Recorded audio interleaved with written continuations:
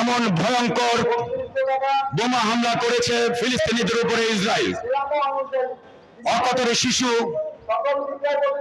হত্যা করছে। আজ তাদের নির্মম বোমা হামলায় পুরা গাজায় বিধ্বস্ত হয়েছে।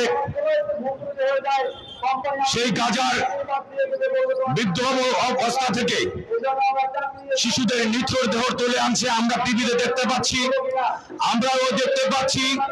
গত ঈদের সময়, ঈদের দিনের উপহার স্বরূপ ক্ষত বিক্ষত শিশুর লাশ বাবার হাতে।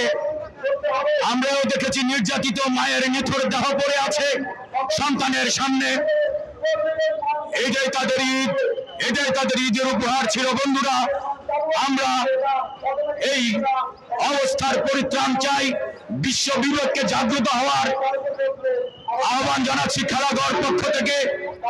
বন্ধুরা, যে শিশুটি এখনো যুদ্ধ সংগ্রাম বুঝে ওঠার মতো বয়স হয়নি, সেই শিশুটি বোমার আঘাতে প্রথম হামলার শিকার হচ্ছে। বন্ধুরা, আজকে সেই শিশুরা বাড়ি ঘর, আত্মীয় স্বজন, মা বাবা সকলকে হারিয়ে রাস্তায় আশ্রয় নিয়েছে। সে হাসপাতালগুলিকে পর্যন্ত তারা বোমায় ক্ষত বিক্ষত করছে, বিধ্বস্ত করছে।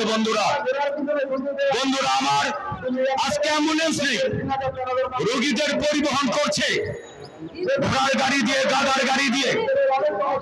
আজকে জাতিসংঘের ইউনিসেফ থেকে বলা হয়েছে প্রতিদিন গড়ে 400 শিশু হত্যা করা হচ্ছে।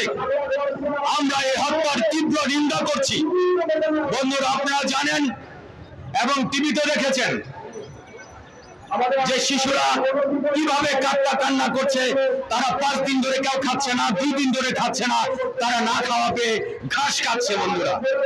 বন্ধুরা, মানবিক সংস্থাগুলি বলছে এটা অত্যন্ত মানবতা বিরোধী একটি অপরাধ, যুদ্ধ অপরাধ।